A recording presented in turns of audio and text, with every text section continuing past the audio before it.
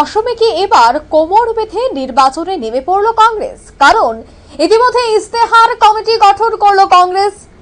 জানা গেছে ৩০ জনের ইস্তেহার কমিটি গঠন করেছে গৌরব গগৈ।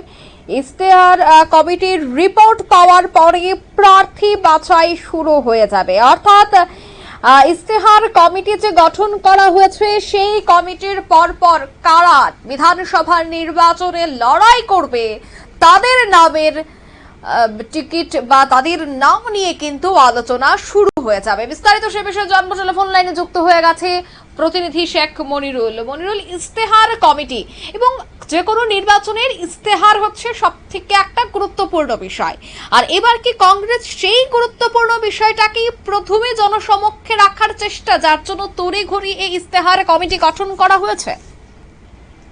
দেখো, গৌরব গগৈর নেতৃত্বে অসমের কংগ্রেসে একটি ইস্তেহার কমিটি তৈরি করেছে। সেই ইস্তেহার কমিটিতে ৩০ জন অসম কংগ্রেসের নেতৃত্বকে নিয়েই এই ইস্তেহার কমিটি তৈরি করা হয়েছে।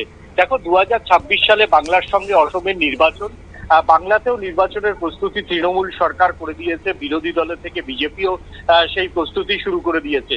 তবে বাংলা থেকে আজকে দেখে মনে হচ্ছে যে অসমের নির্বাচনের প্রস্তুতি সেটা কিন্তু অনেক বেশি।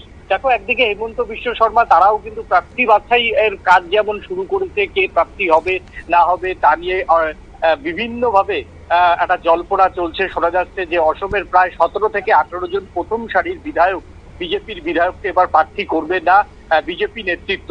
কিন্তু অন্যদিকে দেখা যাচ্ছে যে অসম প্রদেশ কংগ্রেস তারা কিন্তু প্রার্থী বাছাইয়ের আগে থেকে নির্বাচনের যে ইস্তেহার কমিটি, সেই ইস্তেহার কমিটির উপর জোর দিতে চাইছে। ৩০ জনকে নিয়ে একটা ইস্তেহার কমিটি তৈরি করা হয়েছে। সেই কমিটির মাথাতে গৌরব গগৈ রয়েছে এবং বিশেষ করে ৩ জনকে দায়িত্ব দেওয়া হয়েছে ইস্তেহারের। সেই ইস্তেহার আগামী নভেম্বরের মধ্যে ইস্তেহার কমিটির রিপোর্ট জমা দিতে বলা হয়েছে এবং যদি সম্ভব হয় সেক্ষেত্রে অক্টোবরের প্রথম সপ্তাহ যদি এই কমিটি রিপোর্ট জমা দিতে পারে তাহলে সেখানকার যারা প্রদেশ কংগ্রেস নেতৃত্ব তারা আরো বেশি করে খুশি হবেন। এক কথায় আসামের যে ভোট প্রক্রিয়া, সেই ভোট প্রক্রিয়া শুরু হয়ে গেল অসম কংগ্রেসের ইস্তেহার কমিটি তৈরি করা দিয়ে। এবং ইস্তেহার কমিটি ইস্তেহার যে প্রকাশ হবে, সেই ইস্তেহার প্রকাশের আগে প্রথমে তারা দিল্লিতে পাঠাবে। দিল্লি যদি অনুমোদন করে তাহলে সেই ইস্তেহারটাকে তারা প্রকাশ্যে আনবে। এরপরই অসমের যারা অসম প্রদেশ কংগ্রেসের যে প্রার্থী বাছাই, সেই প্রার্থী বাছাইয়ের প্রক্রিয়া কিন্তু শুরু হয়ে যাবে। ধন্যবাদ। অর্থাৎ প্রার্থী বাছাইয়ের যে প্রক্রিয়া তা কিন্তু শুরু হতে চলেছে।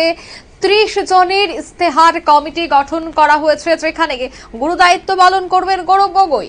এবং এই ৩০ জনের কমিটির মধ্যে আগামীতে অসমে কোন কোন বিষয়গুলি নিয়ে তারা এগিয়ে যাবে এবং কোন বিষয়গুলি ইস্তেহারে রাখা প্রয়োজন, যাকে কেন্দ্র করে তারা নির্বাচনটাকে ভালোভাবে এগিয়ে নিয়ে যেতে পারে, এই বিষয়টা নিয়ে কিন্তু তড়িঘড়ি এই কমিটি গঠন করা হয়েছে। নিয়ে নিচ্ছে ছোট্ট একটি বিজ্ঞাপন বিরতির, সঙ্গে থাকুন।